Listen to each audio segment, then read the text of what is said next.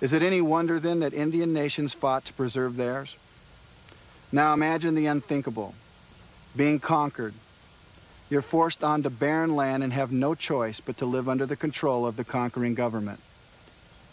In this last hour, we'll take you to the reservations of the 1800s, to the stark, bitter truth about the loss of freedom.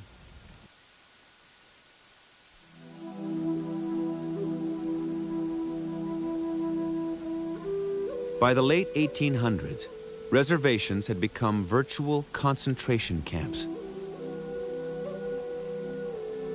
Most were on barren lands, useless for farming and devoid of game. Indian people were forced to live off of U.S. food rations, promised in treaties in return for their lands. Providing subsidies and food for over 200,000 Indian people was big business. The distribution system quickly became a corrupt network of government agents and their partners, known as the Indian Ring. If they bring any goods for the Indians, the agents live off of them. And pay has been taken by the agents. And they have put money in their pockets. The steamboat came in the night and took away boxes of goods so that the Indians would not know it. Struck by the Yankton. Robbing nations of their meager government subsidies, the Indian Ring left the people in abject poverty. And they hoped, it seems to me, to take away the spirit of the people, so that we become more docile, so to speak. We would then only depend upon them for the way to be.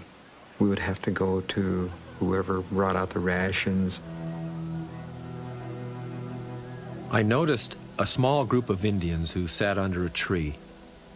All were dirty, ragged, and lean. Soon an Indian woman and a young girl hurried into the group and laid down packs and opened them. I could see spread out there some dingy meat, evidently waste from a butcher's shop, and some discarded scraps of stale bread and other stray odds and ends of food. I felt a wave of fury toward our government's whole Indian policy. Thomas Tibbles, reporter. Many Eastern reformers were determined to break the Indian Ring, but they believed that the only lasting solution was change, not only for the bureaucrats, but for the Indian people themselves. Indian ways were judged as backward and wrong, that for their own good, their cultures had to be erased. Indian people were to be remade in their reformers' image. The Indians' only safe future can be found in merging their interests with ours and becoming part of the people of the United States. Their safe course is to quit being tribal Indians, to go out and live among us as individual men, to adopt our language, our industries, and become a part of the power. Richard Pratt, Director, Carlisle Indian School. The policy of stripping Indian people of their cultures became official with the 1887 passage of the General Allotment Act. The act broke apart communal land holdings, assigning plots to individuals in an effort to force them to live like white farmers. As long as Indians live in villages, they will retain many of their old and injurious habits. Heathen ceremonies and dances, constant visiting. I trust that before another year is ended, they will generally be located upon individual land or farms. Government Commissioner. Supported by an alliance of Eastern reformers and Western land speculators, Allotment attacked both the sovereignty of Indian nations and the fundamental concept of land belonging to all the people. This is only another trick of the whites to take our land away from us. And they have played these tricks before. hollow horn bear, Oglala. The allotment system was ripe for massive fraud. Corrupt agents declared small children, dogs, and horses as allottees, then seized their lands and sold them. Indian orphans were shuffled off to white families who adopted them to obtain title to their allotments. After allotment plots were handed out to Indian people, the U.S. government was free to sell the remaining reservation lands to whites. During the allotment period, Indian nations would lose 2/3 of the little land that remained in their hands. 2 years after the passage of the Allotment Act, Oklahoma Indian Territory was officially opened to settlers.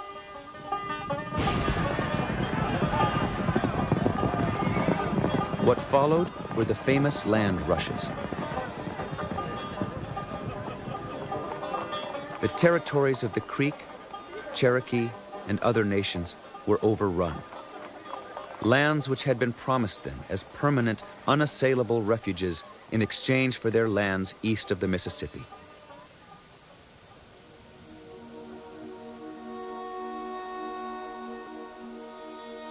But of all the government policies designed to end Indian cultures, the cruelest was yet to come.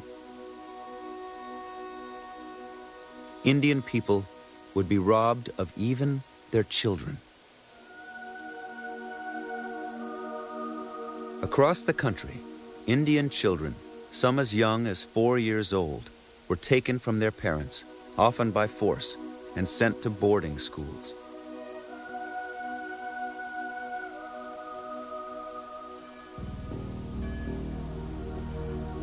At the boarding schools, children were stripped of all outward appearances linking them to their Indian past.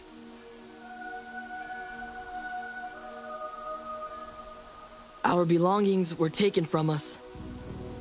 Even the little medicine bags our mothers had given us to protect us from harm. Everything was placed in a heap and set afire. Next was the long hair, the pride of all the Indians. The boys, one by one, would break down and cry when they saw the braids thrown on the floor. Lone Wolf, Blackfeet. Children were forbidden to speak of their traditions and severely punished if they used their native languages. Fed distorted images of evil Indians, many came to doubt their own identity. I remember growing up that I never really felt good about myself. We were taught to be ashamed of who we were and who we are. And it hurts when you're young and you're trying to understand. We all wore white man's clothes and ate white man's food and went to white man's churches and spoke white man's talk. And so after a while, we also began to say Indians were bad. We laughed at our own people and their blankets and cooking pots and sacred societies and dances. Sun Elk, Taos. Many boarding schools were set up in converted military posts, where for decades, soldiers had been trained to fight Indian people. Students slept on cots in cement barracks and were drilled daily in strict military regimen. It was like an army barrack. They marched just like they do in the army when you first go into the army. We marched to school. We marched to eat. They took us to church. We marched to church. We lived kind of an army-style life. And we went to school that way. If we thought the days were bad, the nights were much worse. This was the time when real loneliness set in. Many boys ran away, but most of them were caught and brought back by the police. We were told never to talk Indian, and if we were caught, we got a strapping with a leather belt. I remember one evening when we were all lined up in a room, and one of the boys said something Indian to another boy. The man in charge caught him by the shirt and threw him across the room. Later, we found out his collarbone was broken. The priest would take a leather harness strap and he would beat my husband.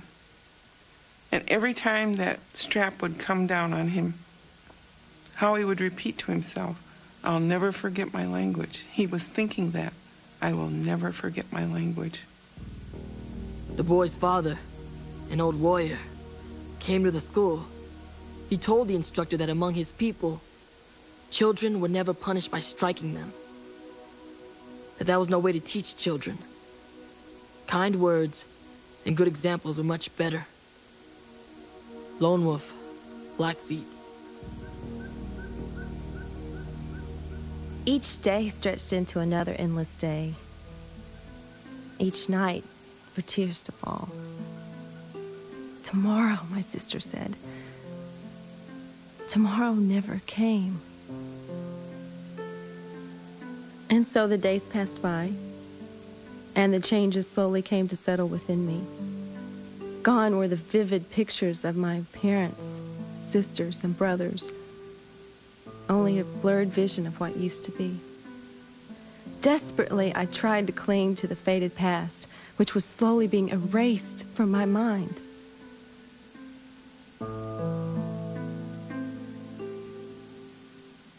For traditional cultures, the effect was devastating.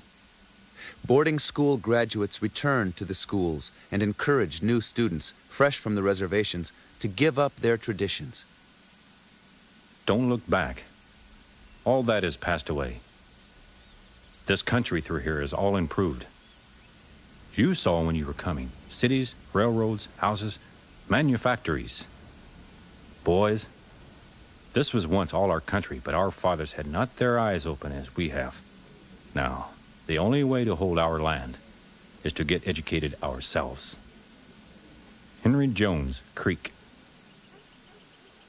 But the home cultures were not altogether powerless against boarding school invasion. Many held firmly to their traditions, and returning graduates who did not readapt found they had no place in their old world. It was a warm summer evening when I got off the train at Taos Station. The first Indian I met, I asked him to run out to the pueblo and tell my family I was home. The Indian couldn't speak English, and I had forgotten all my pueblo language. Next morning, the governor of the pueblo and 2 war chiefs came into my father's house. They did not talk to me. They did not even look at me. The chief said to my father, "Your son, who calls himself Raphael, has lived with the white men. He has been far away. He has not learned the things that Indian boys should learn. He has no hair. He cannot even speak our language. He is not one of us." Sanok, Taos. These things that made life for us the most important thing, these were the things that took away from us. And today, so many of our Indian children have forgotten their language, even here on our reservation, because they took that language away from us, our language that God gave us.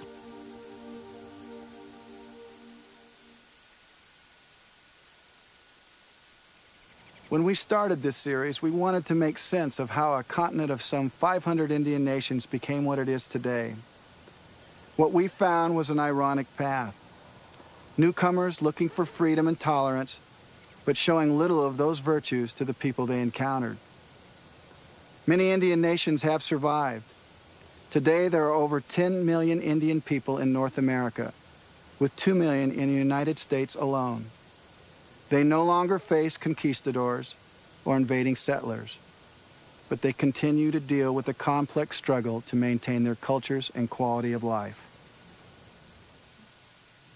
It's difficult to explain, like the native people are like a root, you know, where everything grows there. It's their community, it's their land.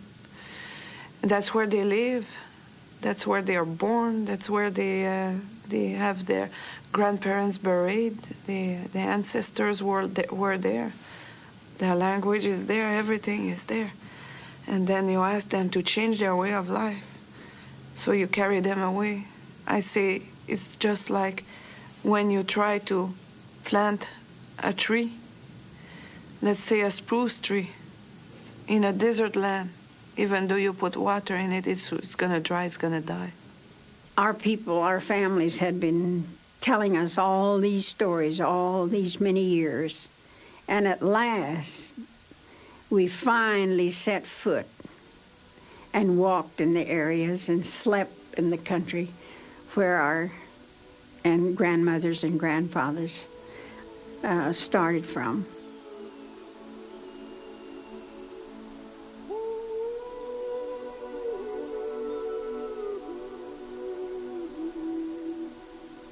And I can just imagine how my grandmothers and my grandfathers would have felt if they had come back like I did. And I saw those places for them. I was able to return. I think a lot of times the general public doesn't understand where the Native Americans, their feelings of what's happened to them in the past and where they're coming from and why they're sometimes withdrawn, why they haven't really jumped into the mainstream life. I think what present-day Americans have to learn is that our heroes are not their heroes, and their heroes are not our heroes. And when I went to school, just as you and everyone else in this land, we've all been exposed to the same value system, the same perspective on history. The lesson that is there, the very important lesson today for all people, is to realize the value of an alternative perspective. And that is why we are here.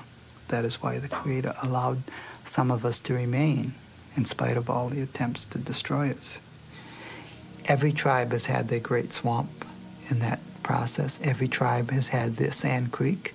Every tribe has had their wounded knee. The list is endless, and we've all shared in that same experience.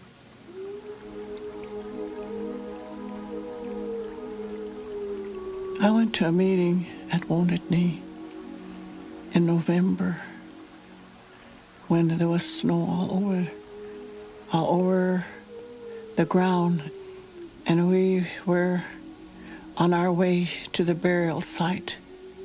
I could not help but think back, and there was a feeling there. There was a feeling that those that were there in the grave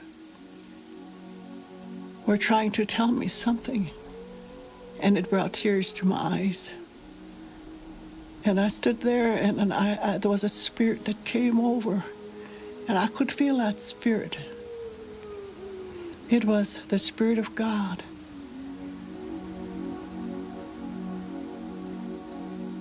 There is a mightier power than kings and presidents who guides the minds of the people. A higher power. The mandates are very simple. You know, that we must live in the land that the Creator gave to us and look after His gifts so that our great-great-grandchildren will be able to enjoy the same things that we enjoy today. If we look at natural laws in a very simplest form, is that you must drink water to survive. So if you pollute the water so that you can't drink it, then you will perish. And there's no appeal to this if you violate the natural laws. Someday, I fear that the land that we have here now will be taken because some of the treaties state that as long as the water flows and the grasses grow, that we will be here. But our rivers are drying up, and when the water is gone, what will happen then? And what's going to happen to my children? Our cultures have been assaulted, our lands have been stolen, but we're still here as a people. And we're fighting the same battles that have been fought for the last 300 years. They're unresolved. And it's up to us to resolve them in a fair and honorable manner. Destiny is not a matter of fate. It's a matter of choice. And we have some choices to be made here. We have the choice of continuing to survive on this planet as Indian people. That's our goal, and we're going to accomplish that. We're going to be here for many, many years to come.